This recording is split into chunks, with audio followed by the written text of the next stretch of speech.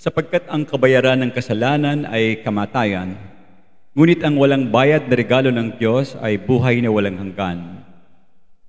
Roma, Kabanata 6, talatang 23. Isang talata po sa Biblia na napakayaman sa biyaya ng Diyos. Nagpapakita po na nais ng ating Diyos na makasama sa kanyang kaharian tayong mga tao.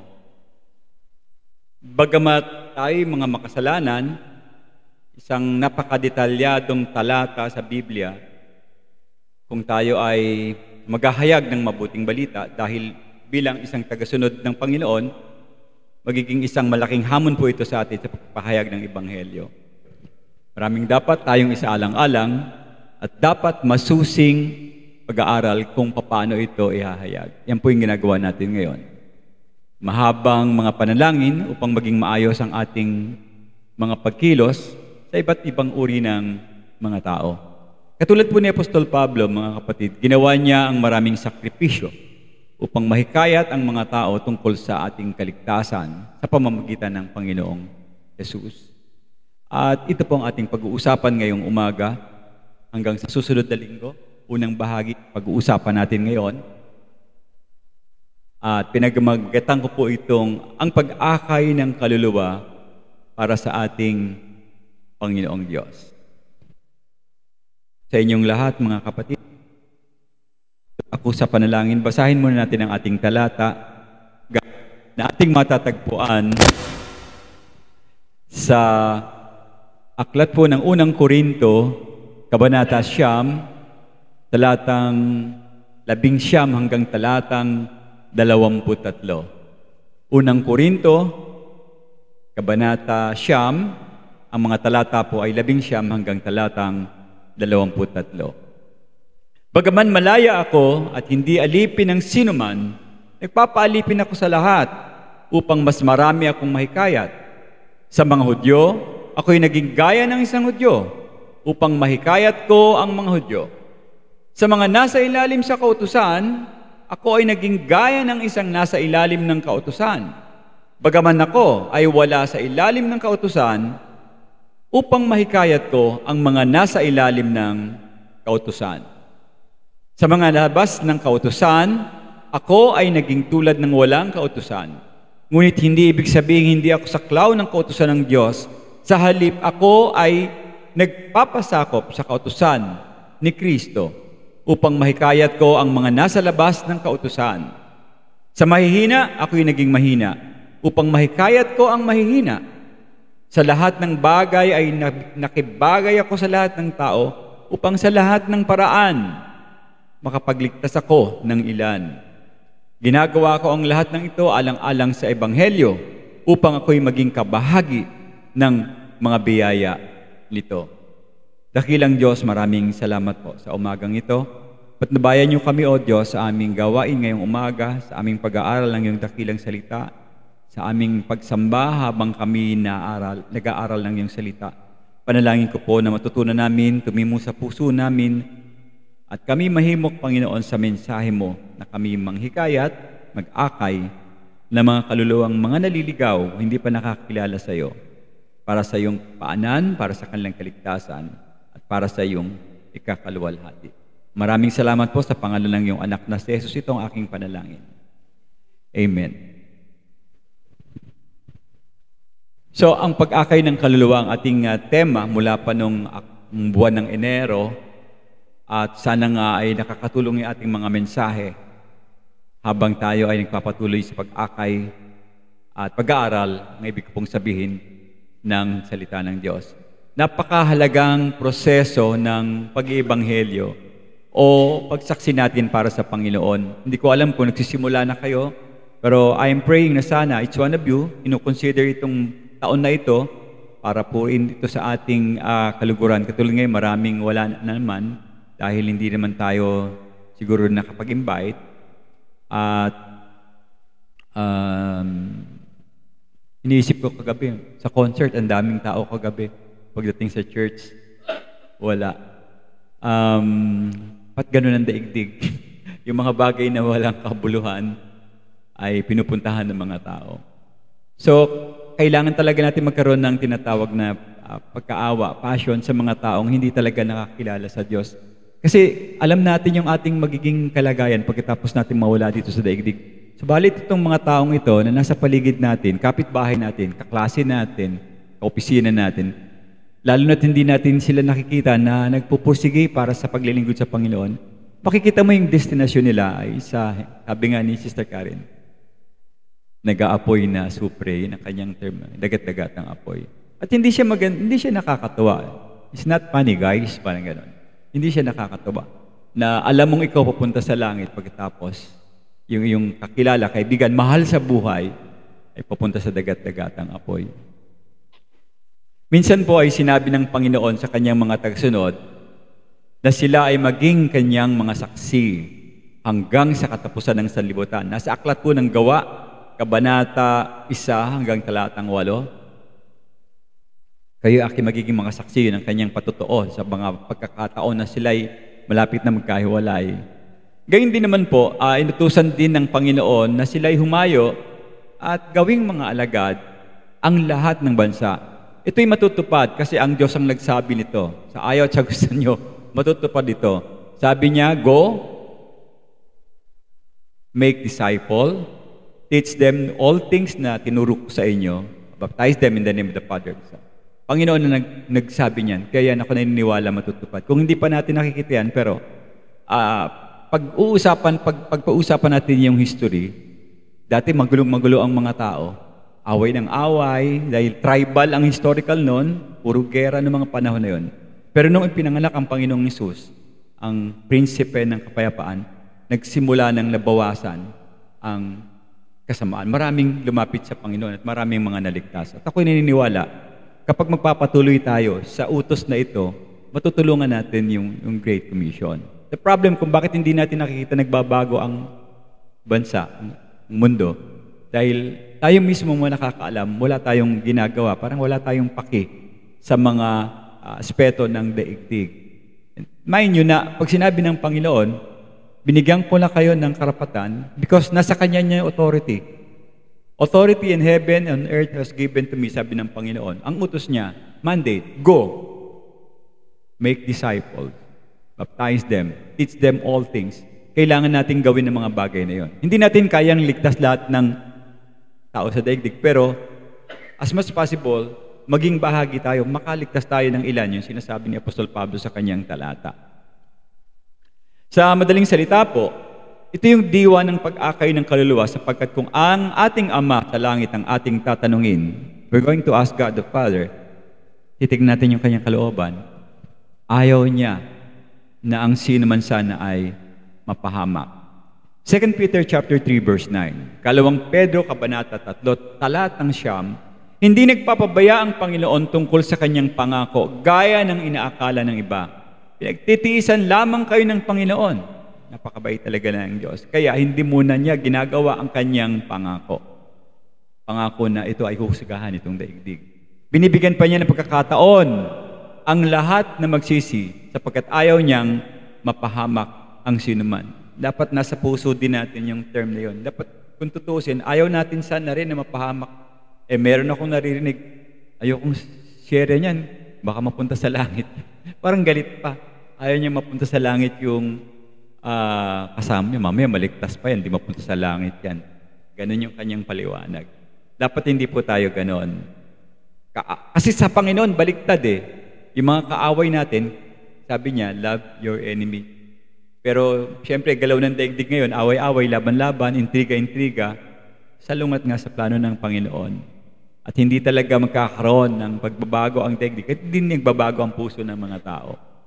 Gayunpaman, ang ating pagsaksi o ang pagpapatutuan natin ay hindi nangangahulugang tayo ay gumawa nito para sa Panginoon sapagkat siya ang talagang gumawa ng mga bagay sa pamamagitan ng ating pananampalataya. Ibig sabihin, gumagawa man tayo ng pag-aakay ng kaluluwa, hindi pa rin tayo yung totally na nagiging consent doon sa paghikayat sa kapwa natin o paghimok. It is still God who do the work. Siya pa rin ang kikilos. Instrumento lang po tayo, wag natin kakalimutan yon. Nangangailangan nito ng ating pagsuko ng ating mga puso At isa pa, importante, dapat puspos tayo ng banal na Espiritu. Importante yon. Hindi ka makakaakay kung hindi ka puspos ng banal na Espiritu. Iba magdidikta sa'yo. Baka ikaw ang maakay, imbis na ikaw ang makaakay. Sapagkat ang banal na Espiritu po ang nagbibigay ng kapangyarihan habang tayo po ay nagpapatotoo. Now, gayunpaman, ang una nating dapat na maunawaan ay ang ating dapat na maging papel sa pagpapatuloy, pagtatayo ng gawain. Ito'y katulad ng pinaliwanag po ni Apostol Pablo sa mga nasa Korinto na tayo ay mga lingkod na kumikilos na dapat may pagkakaisa upang magkaroon tayo ng ani o bunga ng tao rin, Kristiyano. Dalawang kasi yung bunga, di ba? Spiritual at nandun yun sa Galatian, yung pag-ibig, kahinahunan. Isa pang bunga, hinihingi sa atin ng Diyos, makaakay tayo ng tao para sa Kanya, ng kaluluwa para sa Kanya. Mayroong nag-aararo, mayroong nagpupunla, at iba ang nagdidilig. Ngunit tanging ang Diyos lamang ang nagpapatubo at nagpapalago. 1 Corinthians chapter 3, verse 7. Kaya't hindi ang nagtatanim o nagdidilig ang mahalaga, kundi ang Diyos na siyang nagpapalago. O, lagi nating aspect sa isip natin yan. Even though we're doing evangelism, but see to it na yung instrumento tayo, ang Diyos, ang kikilos. Kaya nga kailangan nananalangin tayo bago tayo na hindi kayo makakahikayat kung hindi kayo magpapahayag. Kasi baka sabihin mo, makikita lang yung buhay ko, maniniwala na sa Diyos yan. Imposible yon. Biblia, kailangan magpahayag ng mensahe ng kaligtasan. Maaring maging instrumento yung buhay mo, makita sa iyong kakaiba. Bakit iba ka, may problema ka, pero ang saya-saya mo pa rin. Maaring siya magtanong. And that is an opportunity para magbigay ka ng foundation doon sa tao. Maipaliwanag mo ng gusto kung ano yung paraan ng Ebanghelyo. Remember this, Christianity, ang conversion ng Christianity, ang pagdami natin is true conversion. Yung ibang religion, dumadami sila, hindi true conversion. Merong mga religion, para ka maging member nila, bibigyan ka ng business para makaanib ka sa kanila. Kaya, mabilis silang dumami. Ang ibig sabihin, kahit ang bawat individual sa atin, meron tayong kanya-kanyang ginagampan ng papel, kailangan pa rin natin ng pagkakaisa sa layunin na makapag-akay ng kaluluwa. 50-50. 50% sa leadership, 50% sa membership. Parehas tayo, balanse po yan. Hindi lang ako yung maghihikayat, kasama rin po kayo. So meron tayong kanya-kanyang papel na dapat nating gampanan sa buhay natin. At pagkakaisa sa ating layunin. At kung saan, of course, God, nangako naman siya, sa bawat maaakay natin, meron tayong tatanggaping gantimpala ayon sa ating pagpapagal. Hustisya ang Diyos. Hindi naman ibig sabihin na nagtatrabaho kaya hindi kanya pagpapalain. There will always be a reward kasi ayaw ng Diyos na nakakautang sa atin. Talagang kanyang frame up yan sa buhay niya na ang Diyos ay pag-ibig. Hindi natin yung pwedeng tanggihan. 1 Corinthians chapter 3 verse 8, ang nagtatanim at nagdidilig ay may isang layunin, makaakay ng kaluluwa. At ang bawat isa ay tatanggap ng kabayaran ayon sa kanyang pinagpaguran. Nandun po yung ating text para masabi natin na talagang meron tayong reward sa Diyos. Ngunit ito ang ating katanungan ngayon, mga kapatid. Paano ba talaga tayo magkakaroon ng alab ng pagnanais para palaganapin ang mabuting balita? Tayo makaakay ng maraming kaluluwa palapit sa ating Panginoon. Lalo na sa panahon natin ngayon, napakahirap talaga umakay. Hindi ko alam kung madali, pero napakahirap. Aminado po ako ito. Napakahirap ngayon akayin ng mga tao, napakaraming hadlang, napakaraming bawal. So isa yan sa humahadlang yung mga patakaran ng gobyerno, pagiging greedy ng mga tao, masyadong makasarili ang mga tao, corruption sa government. So parang ang hirap talaga manghikayat ng kaluluwa para sa Panginoon. Pero mga kapatid, ito po talaga ay maaaring magsimula sa buhay natin. And then take note of this. Tandaan niyo po ito.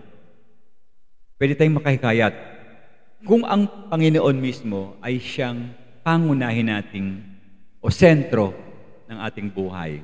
Kasi kung hindi siya pangunahin sa iyo, wala kang gana talaga para manghikayat. Tama ba? Hindi siya ang sentro sa buhay mo. Wala siya sa puso mo. Paano ka manghikayat? Iba yung laman ng puso mo. Ang laman ng puso mo ay laman ng mundo. So, ikaw ang mahihikayat ng mundo. Ayon, ganun ba ang inyong intensyon? Gayun din naman, bukod sa pag-aalab ng ating pagnanais, dapat mahal natin talaga ang Panginoon para mas lalo tayong tumibay sa pagsunod sa Kanya. Dagdag ko rin bilang karagdagan, merong dalawang mabuting paraan na doon tayong magiging matibay sa ating buhay bilang mga mananampalataya. Ano yun? Dalawang bagay na yun, mabubuting bagay. Pagbabasa ng Kanyang salita at patuloy na pananalangin. O, tingnan niyo ulit yung katabi niyo. Yan ba nakikita niyo nananalangin, nagbabasa ba yan ng Biblia? O nagte-text, naglalaro? Ano pang ginagawa? Anong mas marami? Basa ng Bible o paglalaro? Kayo naman na magdadala niyan. Ibig sabihin, mga kapatid, ang pagbabasa ng salita ng Diyos, patuloy na panalangin, talaga yan ang tutulong sa atin. Kapag hindi natin gagawin yan, kahit nasa puso mo, sabi mo, una ang Panginoon sa akin. Pero dapat nagmamanifest sa buhay mo. If God is really yung priority mo, you will pay respect to read His Word, to study His Word, and also, panalangin. Panalangin. Yung iba, nagpapasalamat lang kasi nakakatanggap. Naging President Lister. Palagi nakita ko, President Lister. Tapos, nakatanggap ng bonus. Yan, nakatanggap ng bonus. Nagpapasalamat sila sa... Pero ang panalangin, hindi lang pasalamat. Kasama din yung panghingi ng gabay. Pangumpisal ng kasalanan natin, panalangin din yun. At pagpupuri sa Kanya, lalo na. Importante yon, adoration. So, mga kapatid, magiging madali ito kung isasaalang-alang natin yung lawak ng trabaho natin at pag-akay natin, kung isinasaalang-alang natin sa isip natin, yung ginawa ng Panginoon doon sa krus ng Kalbaryo. Siya yung ating naging tagapagligtas. Maging ng Kanyang kusang na loob na pagtanggap ng kamatayan para sa atin, kasama rin dapat inisip natin yun. Pag-usapan natin yung mamaya sa Lord's Table. At siya rin ay nagpagaling sa atin mula sa ating sakit na nakamamatay, mga karamdaman o kasalanan. At tayo naligtas sa atin mula sa hindi maarok. Sana papunta tayo doon sa walang hanggang lawang apoy. Pero naligtas tayo. Nagkaroon tayo ng paraan para tayo mapunta sa Panginoon. Marahil po, nalalaman natin ang kahinatnan ng mga taong namamatay, di ba? Kapag siya ay hiwalay sa Diyos. Obviously, di ba? Pag wala sa Diyos, alam mo kung saan pupunta yung tao, yung kaluluwa niya. Kaya dapat mga kapatid, ang walang pag-asang pagkahiwalay sa Diyos, magpakailanman, dapat po ay mag-ugyok sa atin upang mas higit tayong makaakay ng maraming kaluluwa palapit sa ating Panginoon. Lalo na kapag sinasaalang-alang natin ang napakaikling oras ng ating buhay dito sa daigdig. Merong angkop na talata, may binabanggit po si Apostol Santiago sa kanyang aklat, sa Kabanata 4, talatang 14, ang sabi niya, ang buhay niyo'y parang usok lamang, sandaling lumilitaw, agad nawawala. Ngayon, kasama mo, maya-maya, wala na siya. Paano ka manghihikayat sa Diyos kung nawala ka na rito sa daigdig? Sinayang mo yung oras. Diba? Dapat meron kang meron kang nadala sa Panginoon, pero dahil iba yung pinagbigyan mo ng oras, iba yung binigyan mong priority, namatay at namatay ka, kahit isang kaluluwa, hindi ka nakapagdala sa ating Panginoon. Ano sasabihin natin? Sayang? Sayang talaga. Talagang totoong sayang yon. Kasi opportunity mo yon para makapaglingkod sa Diyos, makareceive ka ng reward. Sinayang mo. Alam niyo po mga kapatid, kapag nakarating na tayo sa kabilang walang hanggan, siyempre hindi na tayo pwedeng bumalik dahil nandun na tayo. At doon, tapos na ang pag-akay ng kaluluwa. Hindi ka na makakakay ng kaluluwa doon. Tapos na yung party mo, yung papel mo doon sa lupa. Doon na rin magwawakas yung lahat ng gagawin mong pag-i-evangelize. Kaya nga hindi lamang sa aanihin dapat pumunta yung word na sagana. Kung hindi, saan sabi sa Bible, maraming aahinihin pero kokonti yung mga manggagawa para mag-ani. To tell you honestly, ito yung observation ko po, personal vision ko. Napakakonti ng nakikita kong manggagawa, limitado. Ang hirap makahikayat para mag-aral ng salita ng Diyos, maging pastor. Ang karamihan sa mga pastor na kakilala namin dito, wala nang bata. Tama ba, brother? Yung BCM, puro matatanda na eh. Tsaka yung ibang samahan dito. Halos kami rin, pag nag-meeting, walang nakaka-udyok ng mga bata para maging pastor. Alam niyo kung saan sila pumupunta? Doon sa praise and worship. Mas gustong-gusto nila ron. Dahil banda, parang performance. Hirap na hirap po kami ngayon mahikayat ng estudyante. Yung estudyante ko, ilan nagsimula kami, 6. 3, magiging 2 na lang yata ngayon. Dahil sa trabaho. Lalilimitahan talaga po sa mga nangyayari sa panahon natin. Kaya kailangan natin panalangin yan. Ibig sabihin, sa panahong ito na puro hirap ang kalagayan, minsan hindi na tayo makatingin, o kung titingin ka man sa malayo, ang makikita mo o sa malapit ay puro mga taong nagdurusa at nagdarahop. Dapat mas ma-engage nga talaga tayo doon sa paghikayat sa kanila dahil meron silang, punong-puno sila ng pagdurusa, pagdarahop, mga problema, suliranin sa buhay. Ang talagang namang solusyon lang sa problema sa buhay, walang iba kundi ating Panginoong Jesus. Wala namang iba. Hindi naman masasagot yan ng sarili mong alam, kayamanan, katanyagan. Lahat yan puro fake news eh. It will really not help kapag sinabi mong hindi na ako magkakaproblema. Magkaroon lang ako ng maraming pera, magkaroon lang ako ng ganito, wala na akong problema. Ngayon pa man, mga kapatid, kung sila ay mabahagi na natin ng mabuting balita, pagkatapos sila ay sumampalataya, masusumpungan nila yung tunay na kaaliwan, katulad ng sumpungan natin. Kaaliwan galing sa salita ng Diyos. Kahit na magulo ang paligid, sa gitna ng kaguluhan, tatamasa natin. Tanungin ko kayo, masaya ba kayo kahit nahihirapan kayo o malungkot kayo? Malalaman natin ngayon kung sinong Kristiyano. Naaaliw ba kayo sa Diyos kahit nandatad kayo ng problema, nagpapatuloy kayo, o sinisisi nyo ang Diyos sa sitwasyon nyo? Anong sagot nyo? Kayong sumagot niyan. Kung akong tatanungin nyo, sinasabi ko na sa inyo na talagang ang tawa ko ay hindi pa mapigilan hanggang ngayon.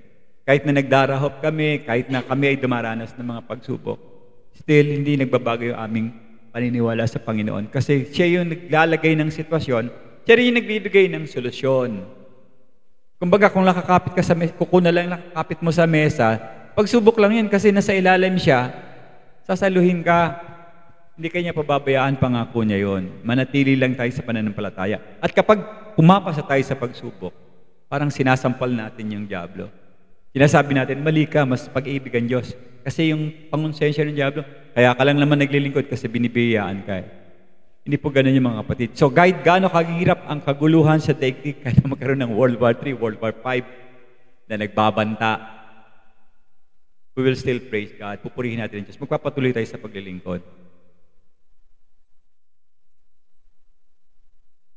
Alin man sa mga bagay na ito ay magiging makabuluhan para sa ating mga Kristiyano kung tayo talagang mapapagtanto natin sa isip natin na ang Diyos talagang may layunin sa buhay natin kung tayo ay sinusubok. Ano pong sabi sa Romans 8:20? Paborito natin yan, talatang yan, di ba? Sapagkat alam natin lahat ng bagay ay gumagawa ang Diyos para sa ikabubuti ng lahat na nagmamahal sa Kanya. Yung mga tinawag ayon sa Kanyang layunin. We will put an emphasis mamaya dun sa layunin. Hindi rin po tayo masyadong maapektuhan dahil tayo Kristiyano, totoong Kristiyano, kahit ang buhay minsan sa tingin natin parang walang kabuluhan. Sapagkat kung paano tayo nagtiwala sa Diyos ng buong puso sa Panginoon, ay hindi dapat tayo manangan sa sarili nating pagkaunawa. Ibalik natin yung pagtitiwala sa dakilang Diyos. Alam natin yung talata, Proverbs chapter 3, verse 5 and 6. Magtiwala ka ng buong puso sa Panginoon at huwag kang manalig sa iyong sariling karunungan. Number 6, verse 6. Alalahanin mo ang Panginoon sa lahat ng iyong ginagawa at ituturo niya sa inyo ang tamang landas. Kung gusto nating maging tamang ating landas, manangan tayo sa Panginoon, magtiwala tayo sa Diyos. Huwag tayo manangan sa sarili nating karunungan. Ililigaw tayo ng ating sariling karunungan. So, ang pagtitiis sa mga pagsubok ng buhay na sadyang hindi natin maiwasan, magiging magaan po yung mga kapatid kapag alam natin na ang Diyos talaga ang may control ng lahat ng nangyayari sa ating buhay. So, napakahalaga ang pagbabahagi ng salita ng Diyos. Lalo na na-experience mo mismo yung ginagawa ng Diyos sa buhay mo. At sa ganitong kaaliwan na nararanasan natin, maaari ding tumaranasan ng taong babahaginan mo ng salita na nung umpisa siguro ay namumroblema siya kung ano-anong sagalot ang kanyang hinaharap. Subalit paglapit niya sa Diyos, unti-unti itong mababawasan. Gayunpaman, tulad sa pagpapaliwanag po ni Apostol Pablo, paano naman natin sila patatawagin sa Panginoon? Paano sila tatawag? At paano sila sasampalataya? Paano sila sasampalataya? May premise yun sa aklat ng Romans, no? Kailangan may magpapadala, may magsusugo. Kumbaga sabi ko doon, paano sila sasampalataya kung walang napakinggan? Kailangan meron silang marinig. Paano naman sila makakinig kung walang mangangaral sa kanila? Papel natin yun. Babahagi tayo sa kanila. At paano sila makakapangaral kung walang sino man na isusugo ng Diyos? Tayo rin yun. Isusugo tayo ng Diyos. Nandun yun sa Romans chapter 10, verse 15. O kay gandang pagmasdan ang pagdating ng mga nagdadala ng magandang balita. So mga kapatid, walang higit na mabuting pagtawag kaysa sa atin sumusunod, kung sumusunod tayo, sa ngalan ng isang taong namatay doon sa krus ng Kalbaryo at nabuhay na maguli. Sabi po ng Panginoon sa aklat ni Juan, 15, talatang 14, kabanata 15, kayo'y mga kaibigan ko, listen to this, kayo'y mga kaibigan ko, kung tinutupad ninyo ang aking mga utos. Utos ba ng Diyos na magpahayag? Yes. Pag hindi natin siya ginagawa, hindi tayo kaibigan ng Diyos. Ibig pong sabihin, inutos ito ng Diyos upang sundin natin siya at ibigin ng bawat isa gaya ng pag-ibig ng Diyos sa atin. Kaya mga kapatid, maliwanag, malinaw na pinahihiwatig nitong pinag-uusapan natin. Ang pag-ibig sa Kanya ay lalong magiging mabuting halimbawa kapag ang ating puso ay nag-aalab, hindi napapagod, gumawa upang maibahagi ang Kanyang Ebanghelyo. Dito, sumulat si Apostol Pablo, kasi pag binasa ko kanina, no, pailalim sa kutusan, tapos hindi na naman papailalim, parang magulo, di ba? Alamin natin kung ano ibig sabihin ng talata. Puntahan po natin siya. Sa konteksto, si Apostol Pablo sumulat laban sa mga taga-Korinto. Humihingi siya humihingi sa kanila ng karapatan, yung mga Hudyo na kanyang kinakausap. At ipinakita ni Apostol Pablo kung paano niya sinantabi sana yung kanyang karapatan. Kasi may karapatan siya, alagad siya ng Diyos, apostol siya, para sa kapakanan nila na mga hindi pa naliligtas. Okay? Mabigat yon. Ikaw, kung mataas ang katungkulan mo, pwede kang magbaba para mo maakay ang tao. Ako magandang halimbawa, paborto doon sa mga nasa likod. Yung Prime Minister ng Korea, ng South. Prime Minister siya. Pero pag linggo, anong papel niya sa simbahan? Ushers. Regular usher sa simbahan. Ibig sabihin, yung pagbaba ng Prime Minister ng Korea, isang magandang halimbawa po yun. Presidente ka ng bansa, tapos usher ka lang sa church pag Sunday. Pero hindi ko nilalang yung usher kasi papel mo yan bilang bahagi na gagampanan mo sa buhay mo. Now dito, may karapatan si Apostol Pablo. Ang Diyos mismo ang tumawag sa kanya para maging alagad ng Diyos. Pero hindi niya ito pinangangalandakan. Hindi niya pinamumuka sa kanila, "Oy, sumunod kayo sa akin, apostol ako ng Diyos." Kung hindi, patay kayo. Kung hindi kayo sumunod sa akin, hindi niya ginanon. Bumaba siya. Katulad din ng ating Panginoong Hesus, naging alipin. Okay? So pinakita niya kung paano niya isinantabi itong mga bagay nito yung kanyang kapatan para lang makuha yung kapakanan ng iba. At karagdagan, ang karapatang iyon sa kanyang pagsasaan tabi ay paraan Para saan? Maligtas ang ilan. See? So hindi niya tinitingnan yung sarili niya. Kasi pwede niya nang tago yun. Apostol na ako eh. Kung na ako sa langit, bahala na kayo sa buhay niyo. Hindi siya ganon. Talagang ang puso niya ay nandoon yung pag-aalab. Talagang ibinaba niya yung sarili niya.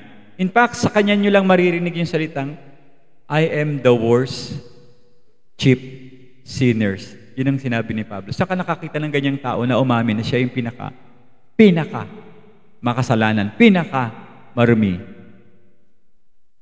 Diba? Sa mga tao ngayon, nagkukumpara, uy, mas maganda ako sa iyo, mas malinis ako. Taasan ng mga ilay. Bibihira sa mga tao ngayon na talaga nakikita niyong down to earth. Bibihira po. Pinapangalandakan nila yung kanilang reputasyon, yung kanilang kapakanan, karapatan. Meron silang posisyon, lalo na kung meron silang posisyon. So yung karapatan pong yun, isinangtabi ni Apostol Pablo para maligtas yung ibang mga tao. Mahalaga po kasi na maunawaan natin ang teksto para makuha natin yung mensahe. Kasi itong teksto na ito, ginamit ko po para makita natin yung idea kung paano manghikaya talaga. Ang dapat lang nating ibahagi, mga kapatid, wala nang iba, kundi ang nilalaman ng Ebanghelyo. Huwag na kayo magbabahagi ng ibang pang-networking.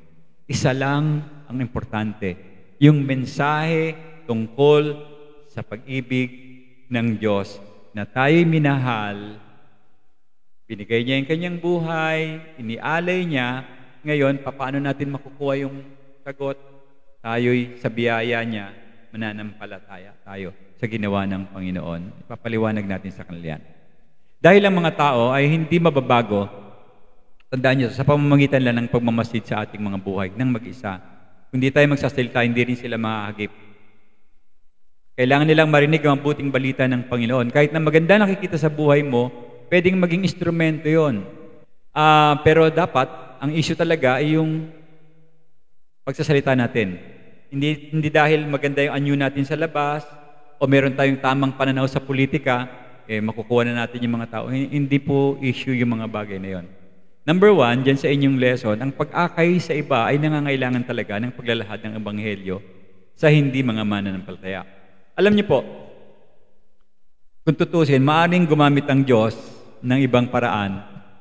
Di ba? Pwede siyang gumamit ng ibang paraan para maipalaganap yung Ebanghelyo. And I believe, kung siya ang gagawa ng paraan, mas effective yung kanyang magiging work. Pwede niyang gamitin yung mga anghel. Baka mas magandang pa yung anghel sa atin. Mahusay sila magtrabaho. Pero ang issue rito, ngunit, pinili tayo ng Diyos upang sabihin yung mensahe niya sa mga naliligaw. Hindi niyo pwedeng tawaran yan. Tayo talaga ang inatasan. Mga mananampalataya ang inutusan na magbahagi ng salita ng Diyos. Mensahe niya sa mga naliligaw. So itong ating teksto ngayon, nagpapakita ito na mayroong layunin din. May layunin si Apostol Pablo dyan. Dapat yung layunin na yan ay maangkin natin bago tayo makapagmensahe sa Diyos. Dapat maging ganyan ang ating layunin. May mga dapat nating angkinin kasi na paraan upang maligtas yung iba. Hindi natin paraan, kundi paraan ng Diyos. Merong buod dito si Apostol Pablo, makikita niyo po sa verse 22b hanggang verse 23, naka-red yan dyan sa inyong program. Upang maligtas ko ang lahat sa paraan ng ilan, ginawa ko ang lahat ng bagay alang-alang sa Ebanghelyo. Yun yung kanyang diin, ano? So kapag nabasa natin ang salitang ito, pwede na tayo magtanong, yung bang layunin ni Apostol Pablo, dapat maging layunin ka rin? What's the answer? Yes. Dapat layunin din natin yon. Hindi yan layunin lang ng mga apostol o ng mga misyonero o ng mga pastor para sa isang taong may likas na kakayahan sa pag-ebanghelyo.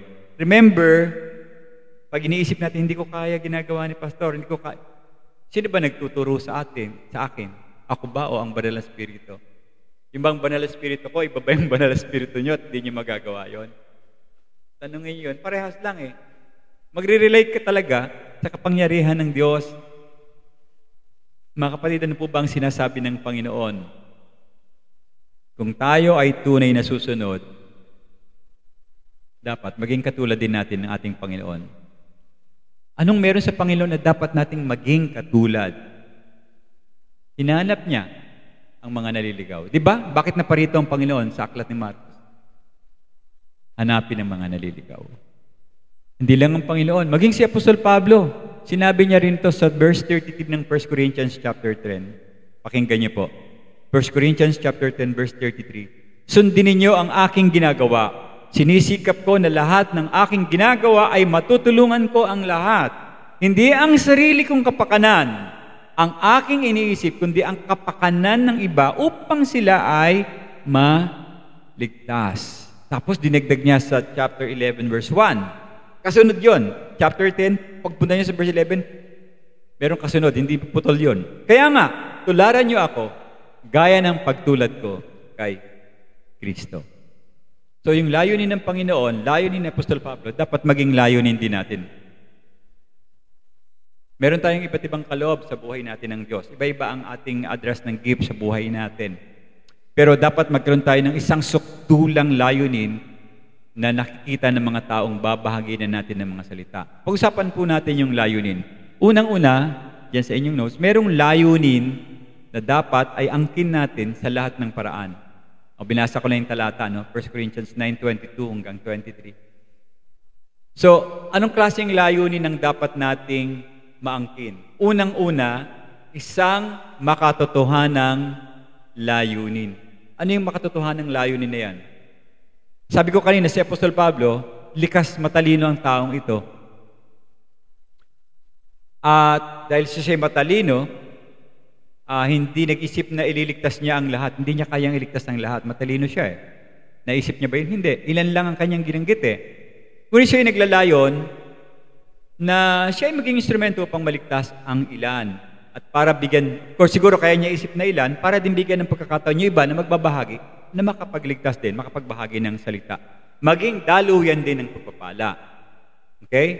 Let's say, sabihin natin, habang nabubuhay ka, meron kang mga nadala sa Panginoon. Sabihin natin, 5. Walang problema doon. Kung yun lang kalooban ng Diyos sa'yo, na yun ang masamahan mo, 5. Pero yung 5 yun, nagbunga ng marami, edi panalo yung iyong paglilingkod sa Diyos. Hindi naman kasi ito paramihan eh. Kung matalino ka nga, hindi mo nga siya pagmamalaki kasi lalo kang bababa pagka ganun yung ginawa mo sa buhay mo. Maging simple ka lang, sumunod sa Diyos. Basahin niyo po yung talata, kung anong laman ng talata. Meron kasing ibig sabihin, ang alam kasi ni Apostol Pablo na ang Ebanghelyo, magiging samyo ng buhay para sa ilan, ngunit para sa iba, hindi ito samyo ng buhay, kundi samyo ng kamatayan. 2 Corinthians, nandito po yun, chapter 2, verses 15 hanggang 16. Sabi ni Paul, para kaming mabangong handog na inaalay ni Kristo sa Diyos at naamoy ng mga taong naliligtas at napapahamak. So, dalawa ang premise ng samyo na ibinibigay natin sa mga binabahagian natin. So, ano yung ating dapat na maangking layunin? Makapagbahagi tayo ng salita ng Diyos. Hindi naman kaagad nagbahagi ka, makukuha mo yung tao eh. May follow-up pa yan eh. Kakausapin mo yung proseso yan. Hanggang makita mo na talagang siya ay totoong nagsisi. At kapag siya ay nagsisi, makikita mo yung magiging bunga nun. So, ibig sabihin, magkakaroon tayo ng layunin kahit hindi tayo maglayo ng napakarami nating dadalhin sa church. Mahalaga kasi kahit konti o kahit isa, basta masiguro mo na yun ay tatanggap at hindi siya mahadlangan ng kilos ng kaaway. So magsimula tayong manalangin yun ang unang-una para sa mga taong makakasalamuha natin, lalo't hindi pa nakakilala talaga sa Diyos o sa Panginoon. Manalangin ka para sa pagkakataong maipahayag mong ebanghelyo sa kanila. Now, it could be somebody na malapit sa iyo. Kapatid mo, kamag-anak mo, mahal mo sa buhay, kapitbahay mo, kaopisina mo, klase mo, katrabaho mo. Pwede yun eh. Balit kailangan mo muna siyang ipanalangin para meron kang power. Ika nga na yung tao ay kikilos ang Diyos sa puso niya. So ito ay dapat maging makatotohanan ng layunin mga kapatid. Ano yun? Huwag ka mag-aambisyon ng marami. o lahat ng tao. Hindi ganon. Kung sino ang dadalhin sa'yo ng Diyos, pasalamatan mo yon. At kailangan trabahuin mo yun, pagpagalan mo yun. Bahaginan mo ng maayos ng salita ng Diyos. Pangalawa, ito yung layunin na karapat-dapat. Ano po yun? Mga kapatid, wala nang karapat-dapat o mas karapat-dapat pa sa oras ng pagsisikap natin na makatulong sa mga tao para magkaroon sila ng wastong kaugnayan sa ating Panginoong Diyos. Sapagkat wala namang makakatulong sa mundo, sa mga pamilya, ng higit, meron ba? Wala akong alam. Kung hindi yung pag-akay sa mga miyembro ng pamilya ng Panginoon. That's the only source of hope para sa mga tao. Sabi ulit dun sa verse 22, sinabi ni Apostol Pablo, ginamit niya ang lahat ng paraan upang iligtas ang ilan. Doon sa konteksto po kasi, ang ibig niya sabihin ay handa niyang isang tabi ang kanyang mga karapatan upang dalhin ang isang tao sa Panginoon. Pero I believe ang daming nadala ni Pablo sa Panginoon. Hanggang ngayon nga, may nadadala pa si Pablo. Hindi niyo ba alam yon? Pag nababasa yung mga sulat ni Apostol Pablo at nagkakaroon ng convincing power, galing yan sa banal na spirito at ginamit na instrumento si Apostol Pablo.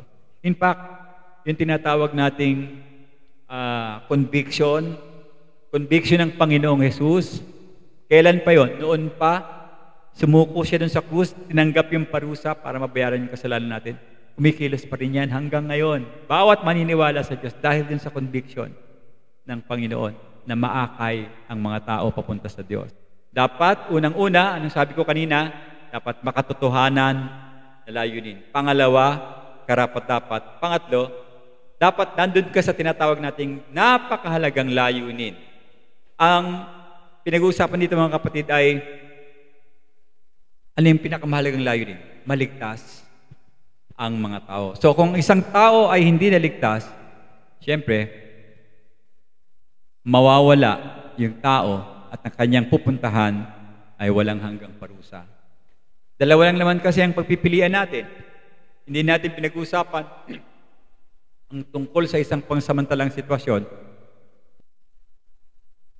Nakasulat po ito at nilarawan ng ating Panginoon ang apoy na ito bilang isang apoy na hindi namamatay. Wow! Patay ka dun pag nilagay ka. Hindi namamatay apoy. Hindi ka rin nasusunog. Pero nandun ka. Mark chapter 9 verse 43. Kung isang kamay mo ay naging sanhi ng pagkakasala mo, putulin mo ito.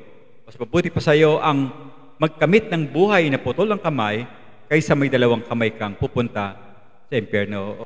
Ibig sabihin, mas mabuting mawala yun kaysa mapunta ka sa dagat-dagatang apoy. Ganon din sa Matthew chapter 8 verse 12. Subalit ang mga anak ng kaharian ay itatapon sa kadilimang nasa labas. Naroroon ang pagtangis at pagngangalit ng mga ngipin. Ito yung explanation ni Mark dito sa dagat-dagatang apoy. Pero hindi ito nilalarawan bilang isang higanting selebrasyon o parang party ng mga masa. Akala kasi nila yung impyerno ay party-party. No, hindi. Parusa po yan. In fact, may kinuwento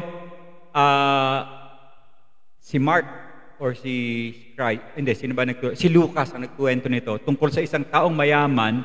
Aklat ito ni Lucas na nasa apoy at nagsusumamo kay Abraham na magpadala ng isa mula sa mga patay upang balaan ang kanyang mga kapatid upang hindi sila makarating sa lugar na pagdurusa. Nasa Luke chapter 16 yan, if I'm not mistaken. Chapter 16 verse 27 hanggang verse 28. Basahin niyo po mamaya.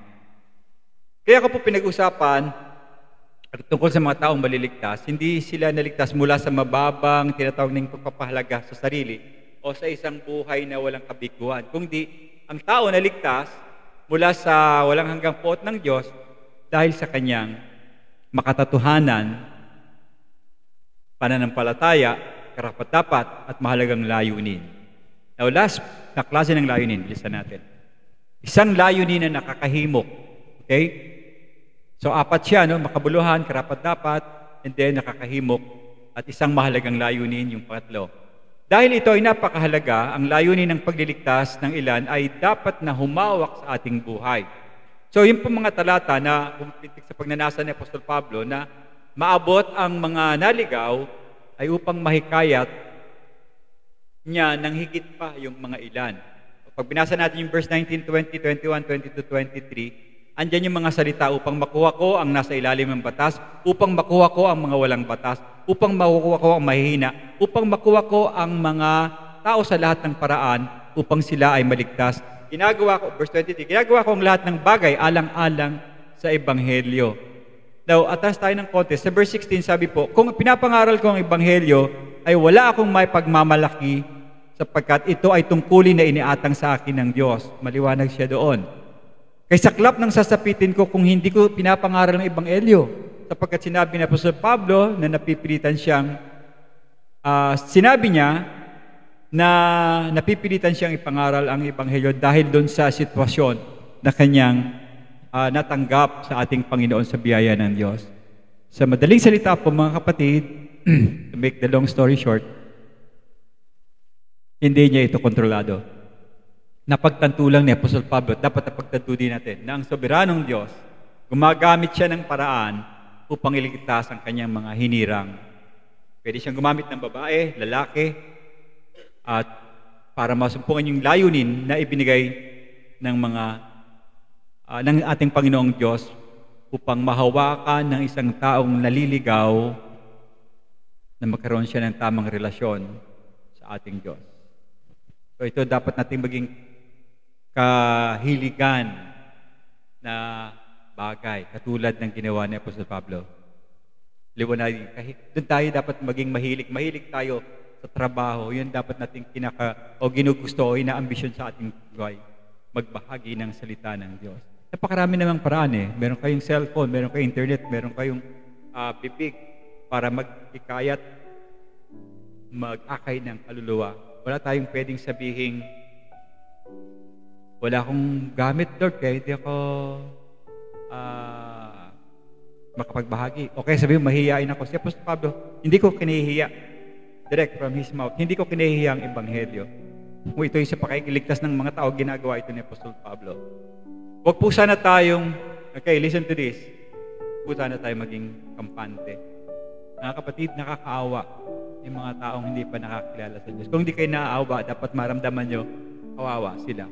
Sooner or later, parasahan sila ng Diyos dahil hindi nila natanggap ang Ebanghelyo. Tandaan po natin, mayroong layunin na dapat nating angkinin para sa lahat upang maligtas ang tao. And that is sharing, pagbahagi ng salita ng Diyos. Then letter B, may mensahe na dapat nating ipahayag. Next Sunday ko na po ito tatalakayin. Panginoong Diyos, maraming salamat po sa umagang ito. Patnubayan niyo po ang aming naging mensahe. Panginoong Diyos, ikaw po ang kumausap sa puso ng aking mga kapatid ngayong umaga. Bagamat kami ay ilan lang ngayon, Lord, alam ko po na magbubukas ito ng pagkakataon upang kami ay sumipag. Magkaroon kami ng pagkahabag sa mga tao, kakilala namin na alam namin papunta sa dagat-dagatang apoy. Gamitin mo kami, Panginoon, ngayong umaga. Sabihin mo po sa puso namin ang kahalagahan nito. Ang kinin namin ang iyong layunin kung magkaroon kami, Panginoon, ng bahagi sa kaligtasan na iyong pinamala sa amin. Mabahagi namin ang mensahe. Hindi sa maraming tao, kundi sa ilan, kung saan mo kami dalhin, kung saan mo kami tawagin, Panginoon. Turo mo po sa amin kung sino yung taong aming kakausapin upang ang iyong salita ay lalo pang lumawig, lumago ang mga taong papunta sa langit at hindi mapunta sa dagat-dagatang apoy. Maraming salamat po. Sa pangalan ng iyong anak na si Jesus, ito ang aking dalangin. Amen. Amen.